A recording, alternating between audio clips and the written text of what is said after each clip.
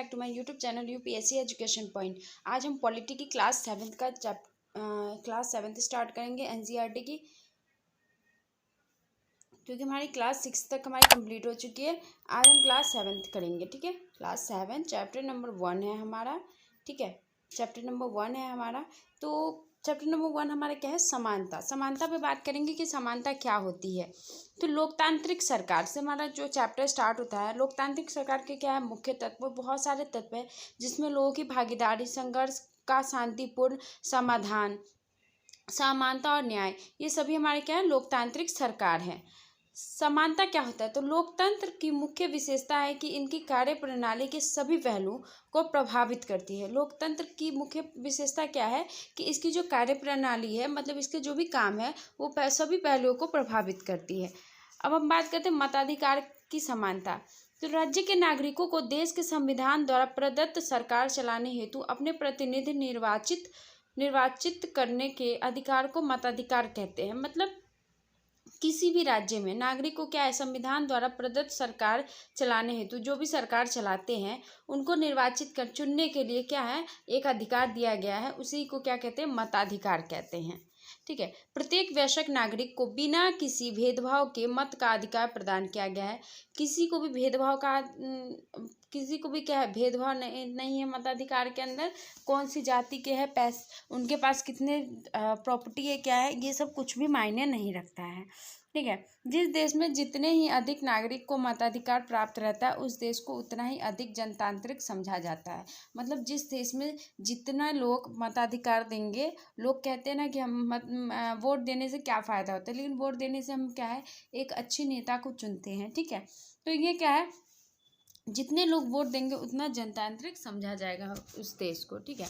हमारा देश संसार के जनतांत्रिक देशों में सबसे बड़ा है, क्योंकि हमारे देश में सभी लोग ज़्यादातर लोग वोट डालते हैं, क्योंकि हमारे यहाँ मताधिकार प्राप्त नागरिकों की संख्या विश्व में सबसे बड़ी है। क्योंकि हमारा पॉपुलेशन भी ज़्यादा है तो मताधिकार भी लोग ज़्यादा ही देंगे।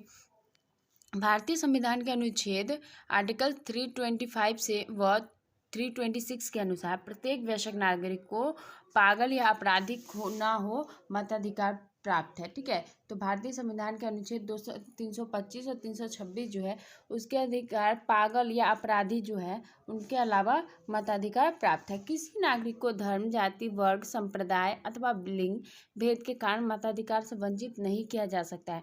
किसी भी धर्म से, किसी भी जाति, वर्ग, संप्रदाय के लिंग के भेदभाव से उसे मताधिकार से वंचित नहीं किया जाता है। ये सार्वभौमिक वयस्क मताधिकार कहा जाता है, ठीक है। संविधान लागू होने से पूर्व भारत में 1935 के गवर्नमेंट ऑफ इंडिया एक्ट के अनुसार केवल 13% जनता को मताधिकार प्राप्त था, ठीक है। अब बात करते हैं सार्वभौमिक वयस्क मताधिकार। किसी भी जाति को एक वोट का अधिकार होता है। किसी भी जाति को अगर एक वोट का अधिकार है तो उसे हम क्या कहेंगे, सार्वभौमिक वयस्क मताधिकार। दलित का अर्थ क्या होता है, सबसे आप लोगों को पता है कि सबसे बड़े जो दलित नेता थे वो कौन थे, डॉक्टर भीमराव अंबेडकर, जिन्होंने क्या है संविधान की रचना की थी। तो ये क्या है, कुचला हुआ या टूटा हुआ कहते हैं। दलित का अर्थ क्या होता है, कुचला हुआ या टूटा हुआ। असमानता क्या है, तो जाति, धर्म, लिंग के आधार पर होता था, उसे हम असमानता कहते हैं। भारतीय संविधान सब व्यक्ति को समान मान्यता है और प्रथम कानून की दृष्टि में हर व्यक्ति समान है।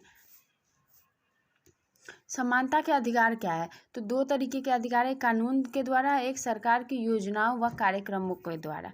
तो नागरिक अधिकार आंदोलन, सिविल राइट मूवमेंट 1964 में नागरिक अधिकार आंदोलन अधिनियम ने नस्ल, धर्म और राष्ट्रीय मूल के आधार पर भेदभाव खत्म कर दिया है। सिविल राइट आंदोलन जो है सिविल राइट आंदोलन के 1964 में नागरिक अधिकार का जो अधिनियम है उसके नस्ल और धर्म के आधार पर जो भी भेदभाव होते थे उसे क्या है खत्म कर दिया गया है। भारत में पहली बार वोट डालने का अधिकार कब हुआ था, 1899 में वेस्टर्न ऑस्ट्रेलियन ने पूर्व महिला मताधिकार अधिनियम किया, जिसे भारत शासन अधिनियम 1919 भारत द्वारा पहली बार महिलाओं को वोट देने का अधिकार मिला, ठीक है फ्रेंड्स। तो ये चैप्टर हमारा इतना ही था इस क्लास में। तो अगर आप लोगों को वीडियो पसंद आई तो लाइक करें, शेयर करें, सब्सक्राइब करें। Thank you so much friends.